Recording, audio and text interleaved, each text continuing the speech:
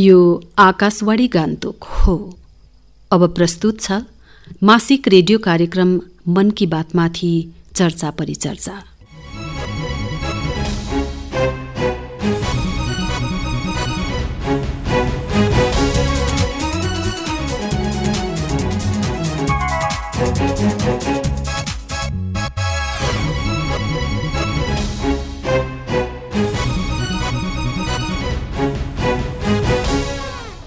श्रोताहरू, 3 October 2014 विजयादशमीको दिनदेखि सुरु भएको प्रधानमन्त्री श्री नरेन्द्र मोदीको लोकप्रिय कार्यक्रम मन की बातले आज 30 अप्रेल 2023मा 100औं प्रकरण पूरा गरेको छ। आफ्नो 9 वर्षको यात्रामा जनतासितको सीधा संवादको यो कार्यक्रम जनआन्दोलन नै भएको देखिएको छ। आज यसै मन की बातबारे चर्चा गर्नका निम्ति हामी बीच उपस्थित हुनुहुन्छ वरिष्ठ पत्रकार सुश्री नीता निराश र सिक्किम विश्वविद्यालयको नेपाली विभागका सहायक प्रोफेसर डाक्टर देवचन्द्र सुब्बा। यहाँहरूलाई हाम्रो स्टुडियोमा हार्दिक स्वागत। नमस्कार। नमस्कार। पहिलो प्रश्न नीता निराशज्यूलाई, मन की बातमा कस्ता कस्ता विषयहरूलाई समेटिएको छ? नमस्कार। मन की बात धेरै समयदेखि सुन्दै आएको छु अनि यसमा प्रत्येक यस्तो विषयहरू हुन्छ जो कि एकदम हृदयलाई छुने अनि एकदमै व्यावहारिक विषयहरू हुन्छ। जस्तो सबभन्दा अगाडि त स्वच्छताको विषयमा जो थियो, स्वच्छता अभियान। अब भारत कस्तो चारैतिर जानेको देश हो, यहाँनिर सभ्यता आरम्भ भयो, सबै थियो। तर पछि के भयो कि एक त जनसङ्ख्या बढ्दै गयो अनि साथसाथमा मान्छेहरूले स्वच्छतालाई नकार्नु थाले।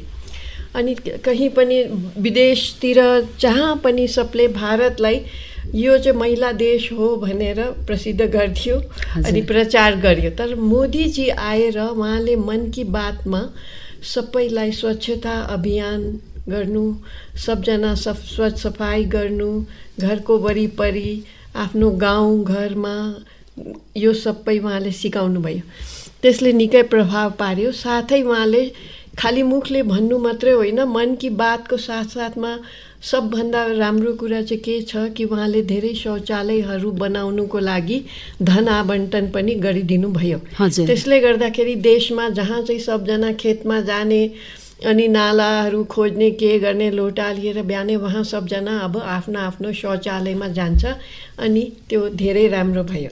त्यसको साथमा अर्को कुरा चाहिँ के छ कि उहाँले बेटी बचाओ बेटी पढाओ पनि सुरु गरिदिनु भयो। अब पहिला बेटी भन्दाखेरि सबले भन्थ्यो लु छोरीहरू त अब भोलि पर्सि बिहा गरेर अर्काको घरमा जाइहाल्ने हो।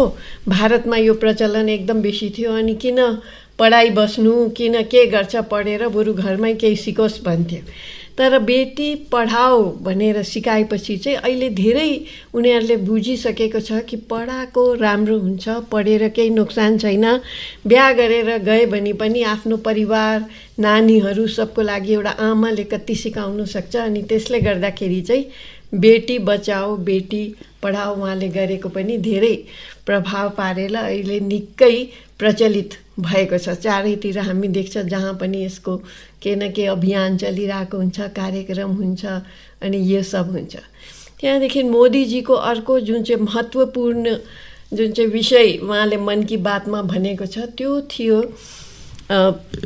लाइक कौशल विकास। अब भारतमा के छ कि अनएम्प्लॉयमेन्ट एकदम बेसी छ अनि बेरोजगारीले गर्दाखेरि चाहिँ देशमा गरिबी पनि हुँदै थियो।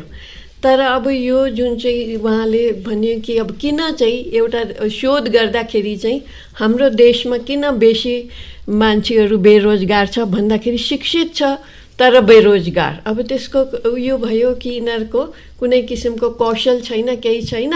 पहिला त एमए बिए पढेर रोजगार पाइहाल्थ्यो, अहिले हुँदैन। सो यिनीहरूलाई चाहिँ एउटा स्किल दिनु पर्यो, एउटा कौशल। अब कस्तो प्रकारको काम गर्नु मन छ, के गर्नु छ, त्यतापट्टि गएर त्यो सिक्ने उयो गरे। अब साह्रै ठुलो काम, साह्रो ठुलो स्किल, टेक्निकलहरू एकदमै सिक्नु सकेन भने कमसेकम उनीहरूले जस्तो हुन्छ रिटेल मार्केटिङ खुद्रा व्यापार गर्नु, त्यहाँदेखि ब्युटी स्यालुनहरू, सौन्दर्य उयो कसरी प्रसाधनहरूको त्यो सानो सानो खोलेर केही गर्नु सक्छ। अन्त त्यहाँदेखि कुनै स्कुलहरू सानो सानो ट्रेन छ भने खोल्नु सक्ने, होटलहरू, रेस्टुरेन्ट अनि यस्तै प्रकारको ड्राइभिङ। त धेरै यस्तो प्रकारको स्किल डेभलपमेन्ट कम पढेकोहरूको लागि पनि भयो। त्यसमा सरकारले पनि धेरै सहायता गर्यो अनि यो मन की बातदेखि नै बेसी यसको प्रचलन भयो, किनभने सरकारले धेरै नीतिहरू त्यो गरेको हुन्छ, तर युवालाई जसको लागि छ युथ, त्यहाँदेखि चाहिँ नारीहरू अनि उता गाउँकोहरू, भिलेजर्सहरूलाई थाहा हुँदैन। अनि यो मन की बातले गर्दाखेरि चाहिँ धेरैले यो सबै थाहा पाएको छ। अनि तपाईँलाई यो नारी भन्नुभयो र यो मन की बातले नारीहरूमा केही प्रभाव पर्न गयो त नारीहरूको जीवनमा? नारीहरूको जीवनमा चाहिँ मलाई यस्तो लाग्दैछ, म आफै पनि सायद नारी भएर होला कि पक्कै धेरै प्रभाव पारेको छ। अब नारीहरूलाई चाहिँ के भएको थियो कि देशमा एकदम त्यो देवीहरू यो सब भन्नु सब बन्द गरेर सबजना एकदम नारी चाहिँ हीन छ, नारी चाहिँ एकदमै तुच्छ छ अनि पुरुष मात्रै अलिकति बलवान छ, उनीहरू अगाडि हुनुपर्छ भन्ने अलिक बढ्दै थियो देशमा, यस्तो कुरा हुँदै थियो। अनि यो कुरीति जुन चाहिँ छ यसलाई चाहिँ हटाउनुको लागि चाहिँ यसले मोदीजीले मन की बातबाट भन्यो कि नारी र पुरुषमा भेदभावको कुनै त्यो जरुरत छैन, उहाँहरूलाई नछुटाउनु, नारीलाई सम्मान दिनुपर्छ।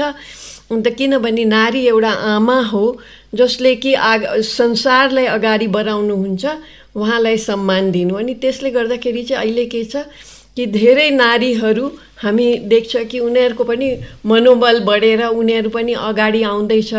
अन्त उनीहरू धेरै पढेर उसमा जान्दैछ। राजनीतिमा पनि हामी देख्छ नागाल्यान्ड जस्तो ठाउँमा जहाँ कि नारीहरूलाई कुनै पनि उसमा के विधायिकामा जग्गा दिएको थिएन, स्थान दिएको थिएन, त्यहाँ पनि अहिले यो पालि एकजना नारीलाई उनीहरूले विधायिका बनाएको छ। त्यो पाराले बिस्तारी बिस्तारी नारीहरूलाई एकदमै राम्रो त्यो भयो। अनि यसले गर्दा नारीहरूलाई इज्जत दिँदा चाहिँ के भयो कि पढाइमा जुन चाहिँ स्कुल छोडेर घर बसाउनु पर्ने या बस्नु पर्ने, हराउनु पर्ने त्यो पनि कम भएको छ, त्यसको सङ्ख्या कम भएको छ। अनि उनीहरू स्कुलबाट ड्रप आउट कम हुन्छ अनि बेसी जस्तो अब आफ्नो त्यो गर्दैछ, पढाइ जो छ अगाडि बढाउँदैछ। अनि देशमा त नारीहरू एकदम ठुलो ठुलो पदमा छ, मन्त्रीहरू छ, अन्त त्यहाँदेखि केन्द्रीय सरकारी कार्यालय, त्यहाँदेखि राज्यको कार्यालयहरू, यहाँसम्म कि हवाई जहाजको पाइलटहरूमा पनि हाम्रो नारीहरू अगाडि बढिरहेछ। उनीहरूलाई राम्रो छ, सम्मान बढेको छ। तर एउटा कुरा म यहाँ मलाई भन्नु मन लाग्यो कि यो देशमा जति नारीहरूलाई हामीले सम्मान गर्यो, उनीहरूको पहिला जस्तै एकदम उच्च उयो स्तर उठाउने, उनीहरूलाई बहुत सम्मान दिने भन्छौँ, तर के छ कि कुनै किसिमको उनीहरूसँग केही दुर्घटना भयो, कुनै किसिमको नराम्रो केही भयो भने चाहिँ जो हाम्रो कानुन छ त्यो चाहिँ साह्रो कडा छैन। बेसीभन्दा बेसी हामी सुन्छ 20 वर्षको सजाय भयो। अन्त 20 वर्षमा त फेरि आएर थाहा हुँदैन, आएर फेरि केही गर्नु सक्छ। त्यसले गर्दाखेरि चाहिँ कमसे कम कोही नारीहरूलाई हीन सम्झेर कसैले आफ्नो गलत मानसिकताले गर्दा रेप गर्यो कि केही गर्यो भने चाहिँ त्यस्तोहरूको लागि चाहिँ एकदमै त्यो आरोपीहरूलाई चाहिँ कडा सजा हुनुपर्छ कि चाहिँ जिन्दगीभरि और कुछ न कुछ केही न केही एकदमै कडा सजाय चाहिँ हुनुपर्छ। हजुर, हामीले देख्यौँ यो 100औं श्रृङ्खलासम्म विभिन्न विषयहरूमाथि चर्चा भयो। यो सिधा संवाद गर्ने कार्यक्रममा सफलताका केही कथाहरू सुन्यौँ, सङ्घर्षका कुराहरू र समाज तथा देश निर्माणमा योगदानका प्रसङ्गहरू पनि उठाइयो।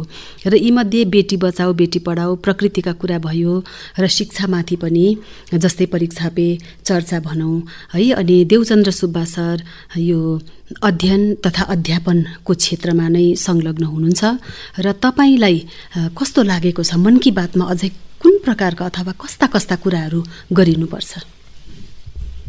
यो प्रधानमन्त्रीको जुन मन की बात कार्यक्रममा विभिन्न विषय उठेका छन्। यसमा स्वच्छताको कुरा गरिरहनु भयो अनि जुन शिक्षा क्षेत्रमा विशेष गरी यो यङ इन्डिया मुभमेन्ट भनौँ, यसलाई बेसी प्रोत्साहन दिएको मलाई लाग्यो। र भारत अहिले विश्वको 5औं बलियो देशहरूमा पर्छ अनि यसमा युवा अथवा यसलाई यङ इन्डिया भनिन्छ किन यसमा युथहरू धेर छन्। युथहरूमा कति ठाउँ अनइम्प्लोइमेन्टको कुरा उठिरहन्छ, तर शिक्षा क्षेत्रमा भारतले विज्ञानका क्षेत्रमा, कृषिका क्षेत्रमा, कृषि विज्ञानका क्षेत्रमा, साहित्य कलाका क्षेत्रमा अनि टेक्नोलोजीका क्षेत्रमा पनि अहिले विकास गरिरहेछन्। र प्रधानमन्त्रीले यो जुन कौशल विकासलाई जोडेर पनि यसमा यो शिक्षालाई नै एक प्रकारले प्रोत्साहित गरिरहेछन् युवालाई भन्ने मलाई लाग्छ। किनकि युवाहरूले अहिले डिस्टेन्स लर्निङ मोडमा पनि गएर करेस्पोन्डेन्स मोडमा पनि पढेर पनि आफ्नै एउटा कौशल क्षमताको विकास गरिरहेको छ। अब यसमा शिक्षाकै क्षेत्रमा अझै मलाई के लाग्छ भने अब त नयाँ राष्ट्रिय शिक्षा नीति पनि लागू भयो है। यसमा पनि नयाँ परिवर्तन आइरहेछ। यसको जुन सिस्टम छ, शिक्षाको सिस्टम जुन व्यवस्था छ, यसमा प्रणाली जुन छ त्यसको परिवर्तन भएको छ। यो एकदमै राम्रो छ, एकदमै राम्रो छ। यसले रिजल्ट नदेखाउला, भोलि गएर यसले रिजल्ट अवश्य देखाउनेछ।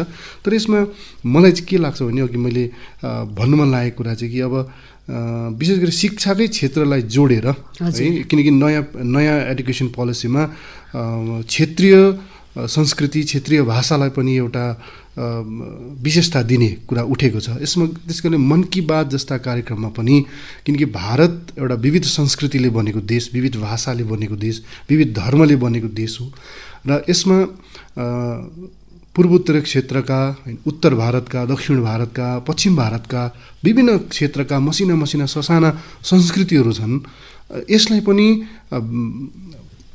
केन्द्रमा ल्याउनुपर्छ भन्ने मलाई लाग्छ। र यदि मन की बातबाट आदरणीय प्रधानमन्त्री महोदयले यो कुरा उठाउनु भयो भने हाम्रो नर्थ इस्टका जति पनि संस्कृति छन् अथवा उत्तर भारतका जति पनि संस्कृति छन् त्यो आदान प्रदान हुन्थ्यो। किनकि भारतकै कतिपय जनताहरूलाई नर्थ इस्टका संस्कृति, यहाँका भाषा, सभ्यताबारे अधिकांशलाई थाहा छैन।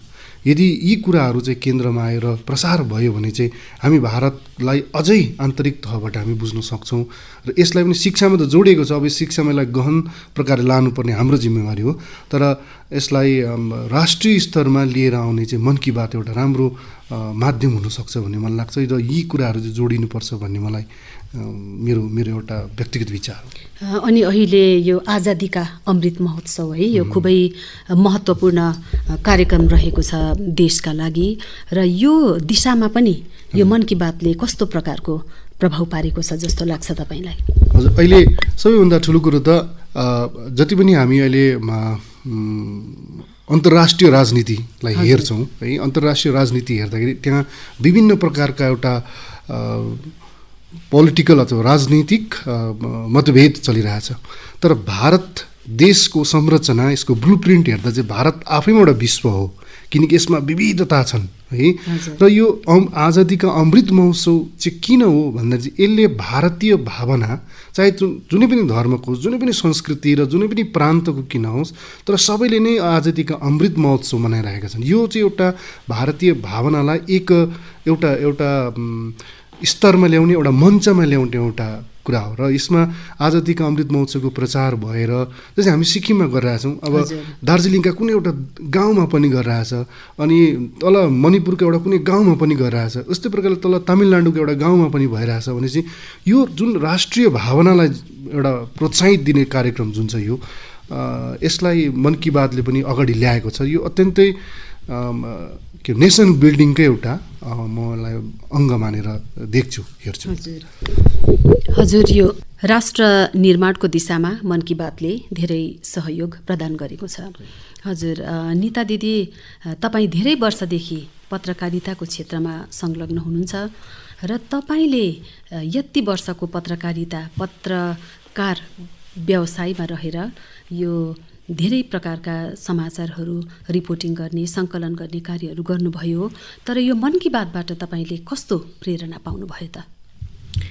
मन की बातबाट मैले खास प्रेरणा चाहिँ के पायो भनेदेखि अब मन की बातमा मोदीजीले उहाँको जुन चाहिँ नीतिहरू छ, कार्यक्रम छ, आउनेवाला छ, कि आइसकेको छ, त्यो कार्यक्रमहरू विषयमा पनि बात गर्नुहुन्छ अन्त उहाँले सिधै सम्पर्क किसानहरूसँग, स्टुडेन्ट, नारीहरू, मतलब सबैसँगै बात गर्नुहुन्छ।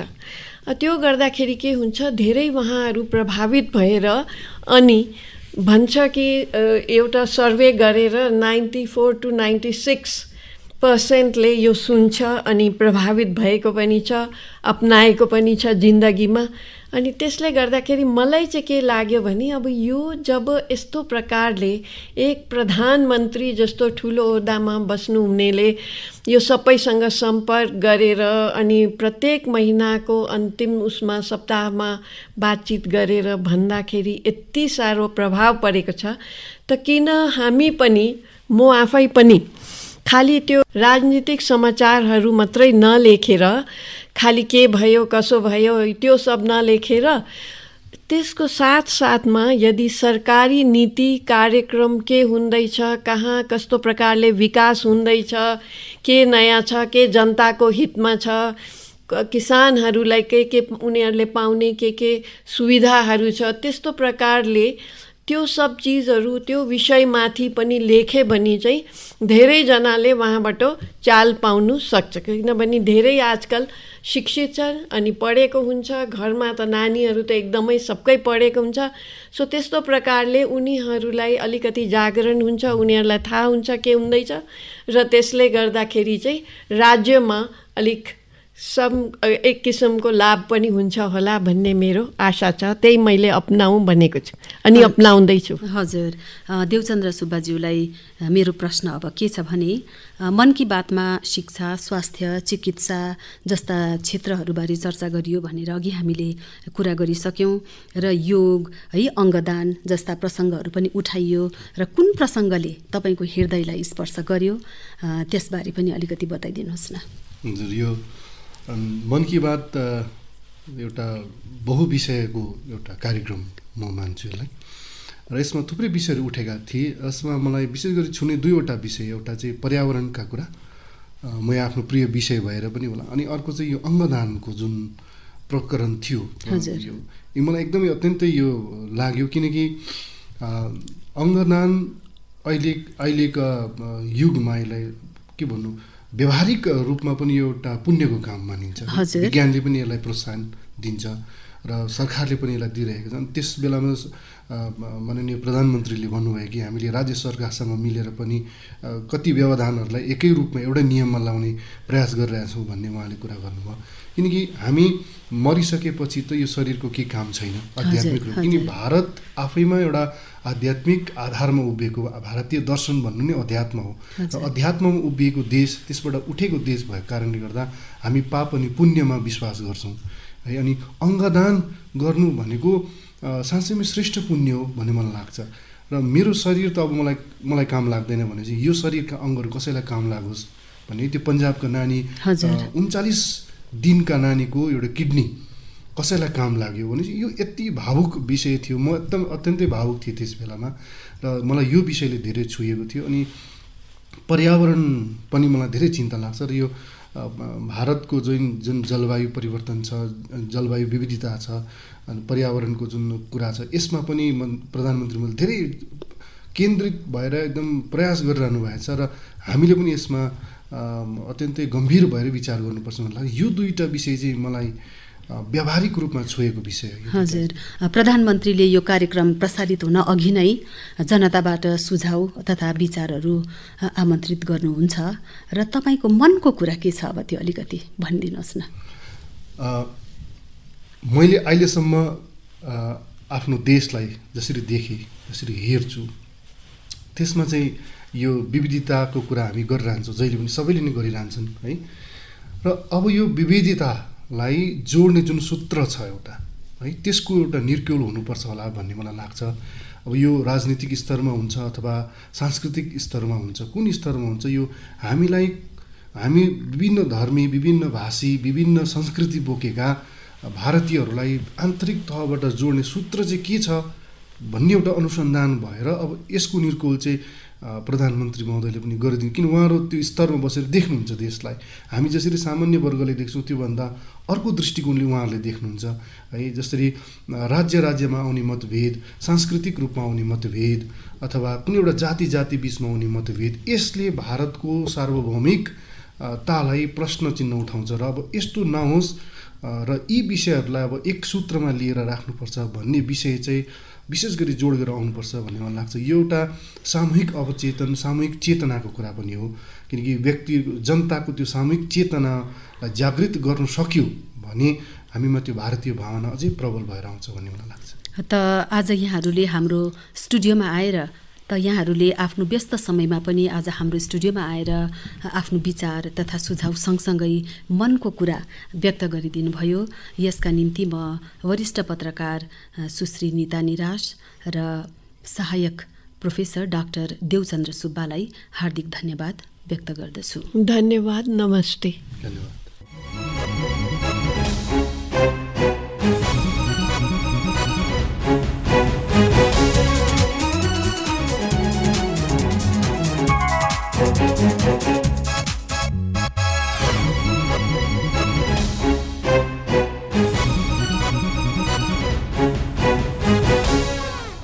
अहिले सुन्दै हुनुहुन्थ्यो मन की बात कार्यक्रममाथि चर्चा परिचर्चा।